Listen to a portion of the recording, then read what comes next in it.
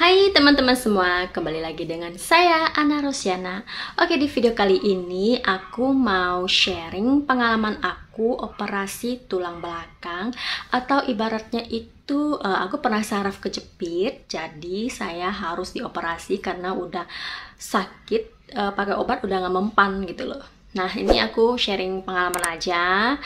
Perlu diperhatikan, aku bukan dokter, aku cuman belajar data-data yang aku punya, terus pengalaman aku. Habis itu aku sharing kepada teman-teman, siapa tahu bisa membantu teman-teman yang membutuhkan informasi seperti ini. Yuk simak video ini sampai selesai ya. Oke, saya akan jelaskan awal mula gejala yang saya alami ya. Gejala awalnya itu sakit di pinggang ya, tulang pinggang lebih ke bagian ekor ya, tulang pinggang bagian ekor gitu, sakit sebelah kiri ya, sebelah kiri itu kadang sakit, terus habis itu hilang gitu kan, terus beberapa hari lagi sakit lagi, terus hilang lagi. Nah, terus ada satu kali dia itu sakit berturut-turut 1 minggu gitu loh, nggak hilang-hilang kan. Terus sakitnya itu sampai menjalar ke bagian paha ya. Nah, itu saya udah nggak tahan sakitnya ya. Jadi saya periksa ke dokter spesialis ortopedi ya, yang bagian tulang. Karena saya kirain tulang ekor saya yang sakit gitu kan. Nah, habis itu dokternya saranin kasih obat dulu katanya. Nah, kalau misalnya kasih obat sakitnya masih ada, masih tetap gitu kan, jadi harus di MRI ya, atau di scan gitu kan, scan bagian tulang ini, mau lihat apanya yang bermasalah gitu loh. Nah, jadinya aku dikasih obat nih, habis itu pulang minum selama 1 minggu, sakitnya nggak hilang, cuman berkurang sedikit tapi nggak hilang gitu loh. Jadinya saya ke dokter lagi, jadi dokter saranin untuk MRI. Oke, jadinya saya disarankan untuk rawat inap. Kenapa? Karena kondisi saya sudah lemah karena menahan sakit selama 2 minggu gitu kan. Jadinya saya disaranin untuk nginap. Nah, habis itu pas nginapnya saya di MRI ya, di apa sih, di kayak di scan lah gitu kan, di scan tulangnya tuh apanya yang bermasalah gitu kan. Nah, terus ya udah saya dengerin saran dokter. Oke, mungkin teman-teman bakal nanya, kok masih muda udah kena saraf kejepit? Biasa kalau penyakit ini kan penyakit orang tua ya. Saya udah cari beberapa informasi ya, kenapa bisa terkena saraf kejepit. Kata dokter juga katanya mungkin kadang mengangkat beban yang terlalu berat, atau pengaruh stres dan lain-lain. Soalnya saya juga nggak pernah tuh ngangkat beban yang berat-berat, melakukan aktivitas yang terlalu berat, tapi kecapean iya, karena aku kerja perfeksionis ya. Aku kerjanya itu kalau sedikit nggak benar atau sedikit yang agak kurang, aku tuh nggak bisa cincai gitu loh. Aku tuh melakukan sesuatu harus perfect gitu, jadi mungkin ya kecapean, terus stres itu yang memicu aku merusak tubuh ya gitu ya, karena benar-benar aku alami. Dulu sih nggak percaya ya, dulu aku nggak percaya stres bisa membuat sakit, masa sih gitu kan. Tapi sekarang saya udah alamin, jadi saya sangat percaya. Dan saya juga membaca banyak informasi yang artikel-artikel dokter gitu kan. Dan sekarang saya juga banyak belajar, nah, karena dulu tuh malas belajar, jadinya nggak tahu apa-apa gitu loh. Tapi akhir-akhir ini aku mendapatkan sebuah informasi yang menurut aku sangat fix dengan gejala yang aku alami. Kata dokter ini nih, nah aku nonton video ini, katanya itu stres itu meningkatkan hormon kortisol. Nah, hormon kortisol itu kalau tinggi itu bisa merusak bantalan tulang belakang, terutama sama lutut. Jadi mungkin karena aku dulu terlalu stres, soalnya aku orangnya tuh pemikiran dari dulu sekolah, kerja, saya tuh orangnya pemikiran, dan saya orangnya itu kayak perfeksionis gitu loh. Kalau misalnya melakukan sesuatu tuh harus perfect gitu loh. Kalau nggak perfect, saya harus gimanain supaya dia perfect. Jadinya membuat aku tuh capek dan pemikiran terus gitu loh. Jadi kalau ada sedikit masalah, pikiran terus. Jadi yang itu yang bikin aku stres mungkin ya, dan yang meningkatkan hormon stres, habis itu merusak tubuh gitu loh. Jadi teman-teman jangan stres ya.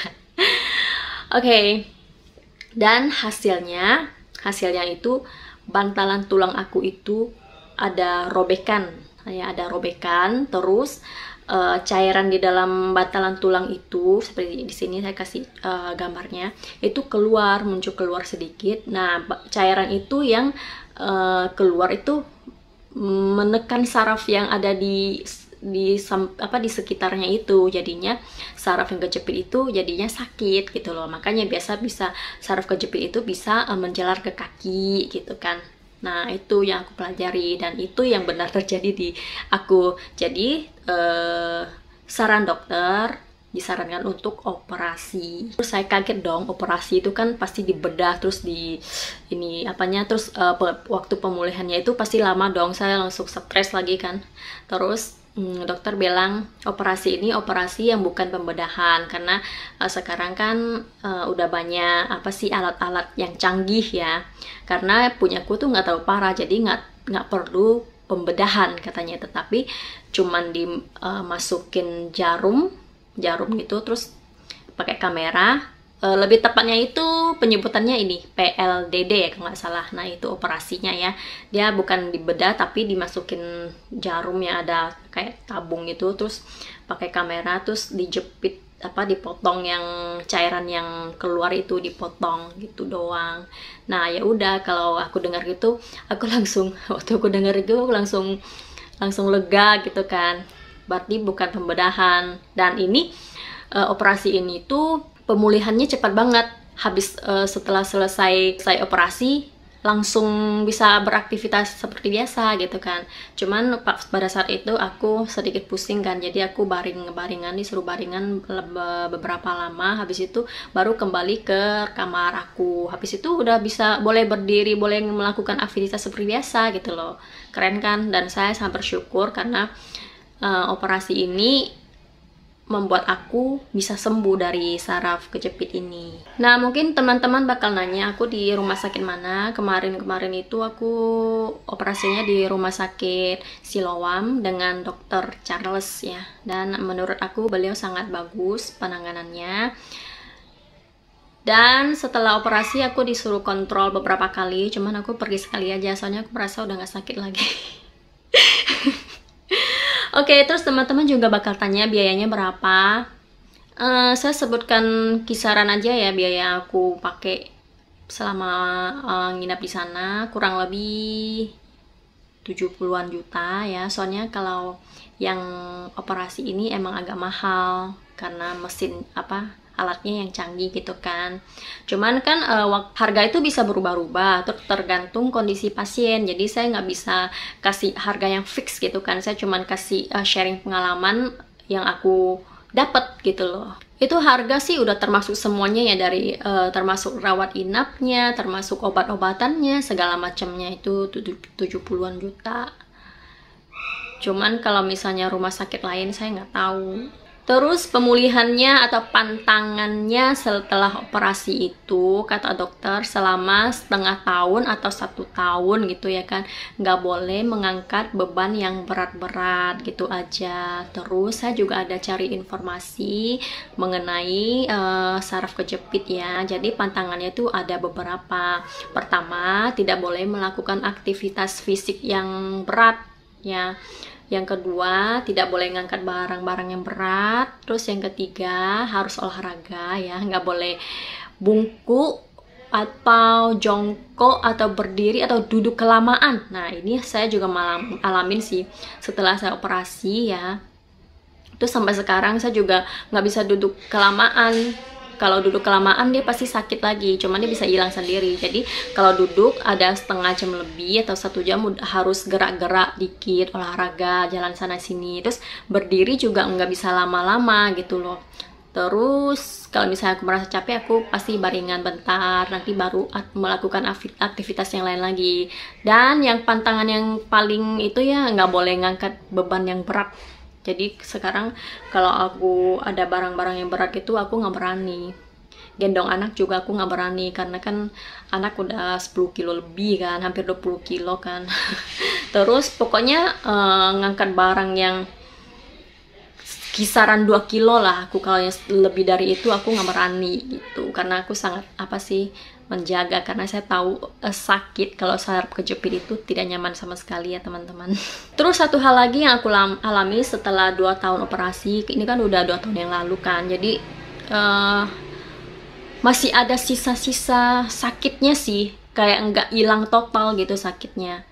Mungkin dia belum sembuh total atau gimana, saya nggak tahu, atau ini cuma terjadi di aku atau ada lain yang juga pernah operasi mengalami ini, saya nggak tahu. Saya juga nggak pernah tanya dokter kan. Jadi kondisi sekarang saya juga kadang dia masih ada datang nyerinya kadang ya, kalau misalnya aku kecapean atau pas masa head ya atau datang bulan gitu kan, dia pasti ada sakit di situ, sakit sedikit gitu kan. Tapi kalau misalnya udah istirahat atau mensnya udah hilang, udah selesai gitu kan, dia bakal hilang sakitnya gitu. Saya nggak tahu ini terjadi di aku doang atau semua orang yang pernah melakukan operasi ini merasakan hal yang sama, saya nggak tahu ya. Saya nggak pernah tanya dokter juga. Jadi teman-teman kalau ada yang seperti saya yang pernah melakukan operasi ini, boleh dong komen di bawah, sekedar sharing aja biar saya juga tahu gitu. Kadang sedih sih karena masih muda udah terkena penyakit kayak begini. Ini sebenarnya bukan penyakit ya, ini kayak lebih kayak kecelakaannya nggak sih? Soalnya kan bantalan tulangnya robek, terus cairannya keluar, habis itu jepit saraf-saraf yang di samping gitu.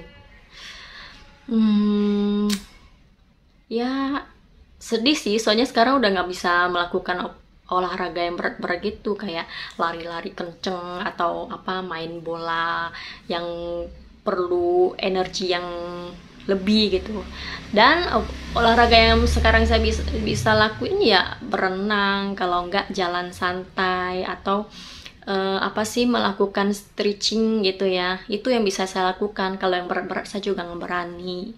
Dan juga kalau melakukan hal-hal yang berat gitu pasti sakit lagi gitu loh, karena kecapean gitu. Oke, akhir kata saya ingin memberikan sedikit saran kepada teman-teman yang nonton video aku. Pertama, jangan terlalu stres ya. Kalau misalnya emang sih ada orang yang dari dulunya atau dari lahir udah diciptakan sifatnya itu, bukan sifat sih, kayak orangnya tuh pemikiran gitu loh. Kan kita nggak bisa pilih, kita diciptainnya tuh dengan sifat yang apa gitu kan. Nah kebetulan aku tuh orangnya pemikiran. Jadi kalau teman-teman yang ada seperti aku harus benar-benar mengontrol pikiran kita ya. Jangan sampai terlalu stres, karena stres itu meningkatkan hormon kortisol, dan hormon kortisol itu bisa merusak tubuh kalau terlalu tinggi. Gitu aja sih saran aku. Terus harus banyak olahraga, banyak refreshing ya.